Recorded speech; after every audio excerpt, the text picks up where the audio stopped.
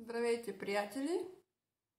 Днес реших да поговорим на темата кое вреди най-много на нашето здраве. И ще останете изненадани кое вреди най-много на нашето здраве. Но първо искам да ви информирам, че от 19 септември започва онлайн курс по релаксираща йога и йога за енергия. Релаксиращата йога ще бъде вторник, в четвъртък ще има йога за енергия, може да ги закупите и в пакет. Йога за енергия е подходяща за хора, които искат да развият сила, издържливост, да повишат енергията си. Там е малко по-динамична практиката. Другата, релаксиращата, тя е по-скоро за раздвижване, за успокояване на ума, за хора, които са под стрес. Тя е с много лесни упражнения, няма да затрудни никого и е подходяща за хора, които нямат голяма физическа подготовка, не са много напреднали в йога. Подходяща е за хора, които също нямат гъвкавост, там не се изисква някаква гъвкавост. Подходяща е за всички възрасти и килограми, защото някои хора казват, че килограмите им пречат да правят йога или там някакви упражнения. Йога е за всички, йога не е за определена възраст, за определени хора с килограми, за мъже или за жени, тя е за всички. Да премина към темата, кое вреди най-много на нашето здраве. И мисля, че ще ви изненадам. Някои ще кажат, че най-много вреди алкохола. Други ще кажат, че най-много вреди тютюнопушенето, цигарите. Трети ще кажат, че най-много вреди храненето, прияждането. Всичко това вреди на нашето здраве, но учените са доказали, че най-много вреди на нашето здраве нашите мисли. И по принцип е така, значи когато човек се тормози от нещо, той прибягва към тези стимуланти, като хранене, прияждане, като цигари, алкохол, за да си успокои нервната система. И по принцип хората, които пият, те правят това, за да се успокоят, да се чувстват по-релаксирани, да не мислят за проблемите си.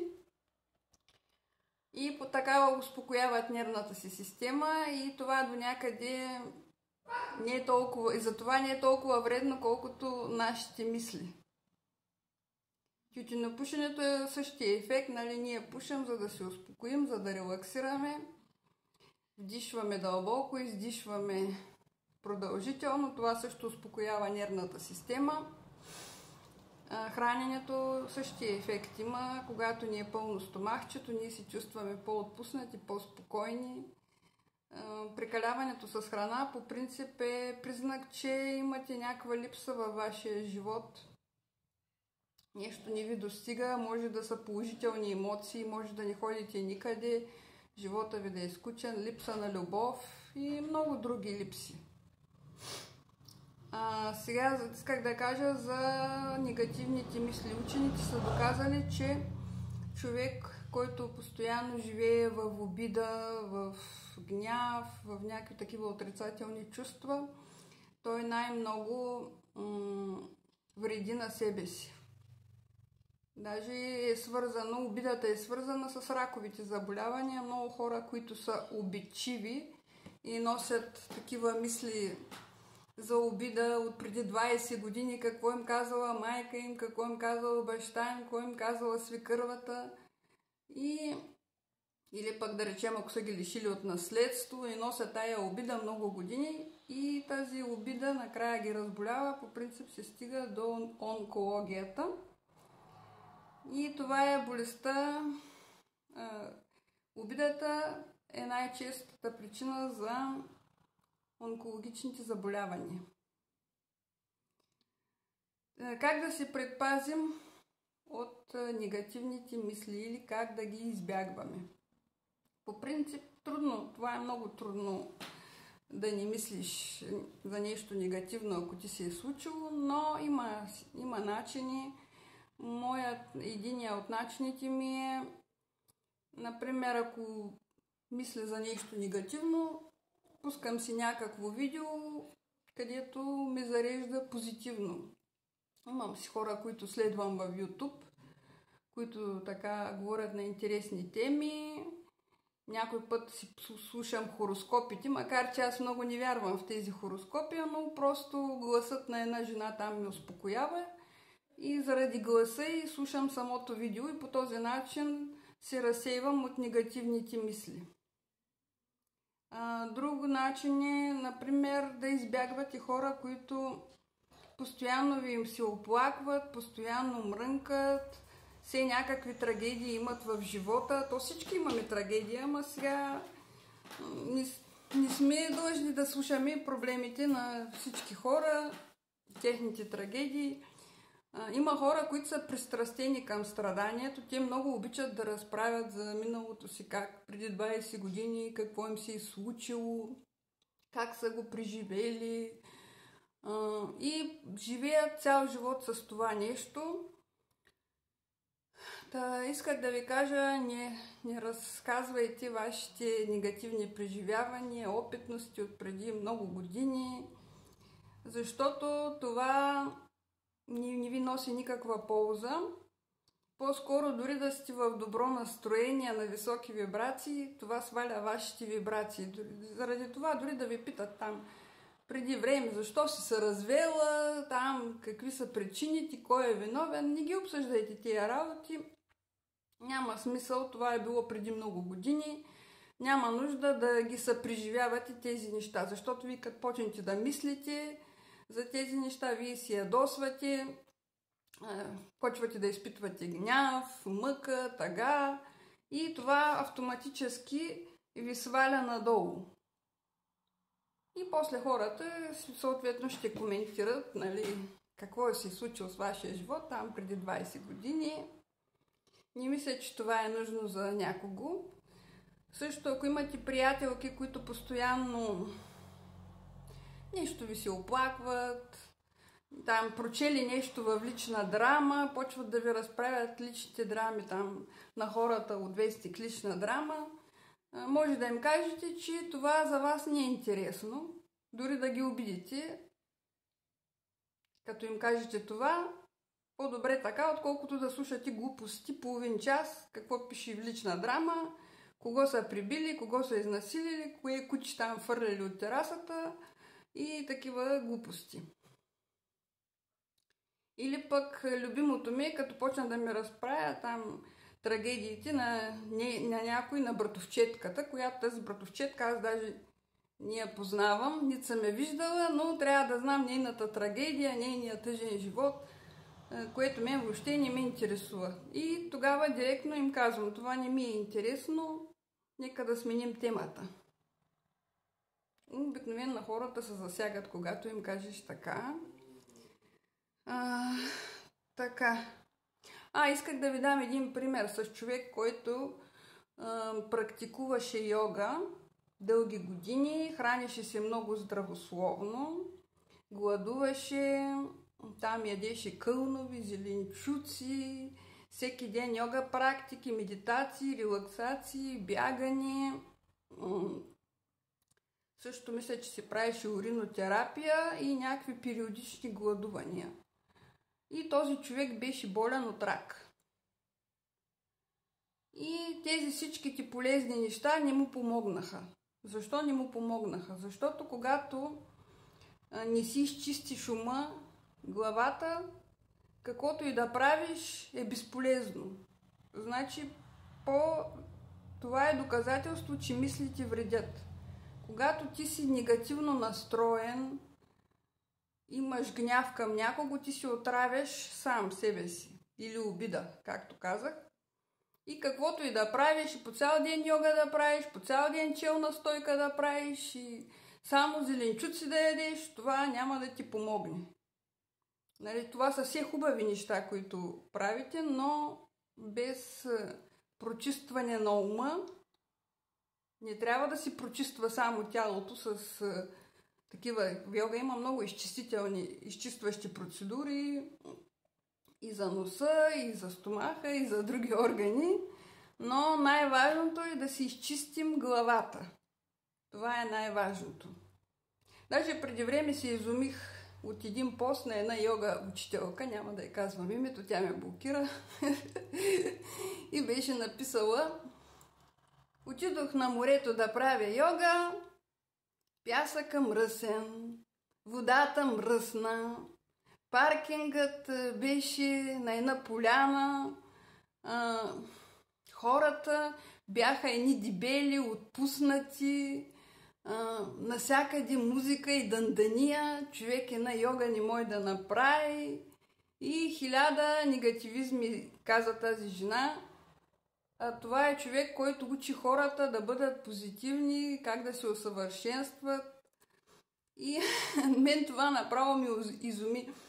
Как може човек, който цял живот преподава и претендира, че е нещо повече от другите, така да мрази хората и толкова да бъде черноглед.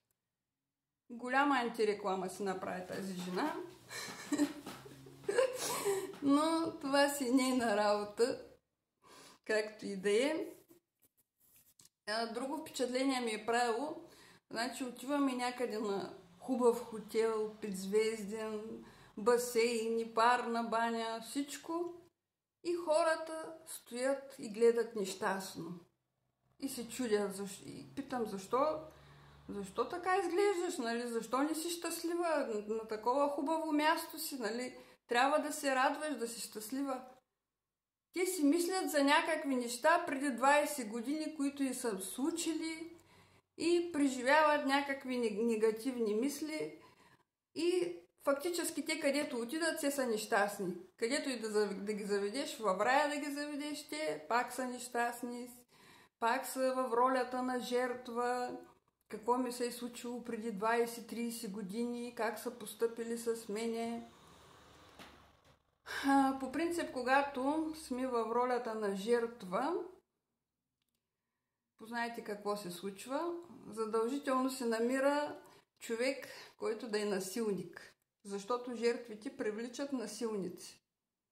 И наистина, че на тая жена така и се случи, че такива едни неприятни случки в хотела, почна там една жена да се заяжда с нея, да агресира върху нея. Просто ние, когато сме в позицията на жертва, винаги привличаме насилник. Почти винаги. Друго... има и такива хора, които пък не са в ролята на жертва, но те пък живеят в бъдещето. Ние правим йога упражнения, обяснявам йога упражнения. Те са някъде може би на 1 час напред. Вече мислят за 1 час напред какво ще правят, къде ще ходят, какво ще ядат. Някакви планови, които не са за момента, ами са за в бъдещето. И тези хора по принцип са много нервни, такива припряни, бързат всичко да свършат, да направят и така да мине времето. Те не живеят за мига. Те не се радват на моментното си състояние там, че сме на хубаво място, че те не могат даже да се отпуснат, да релаксират. Те са в постоянно напрежение, това нещо ги отравя. И после имаме висок холестерол, имаме това, имаме онова. Човек, според мен, трябва да живее за момента.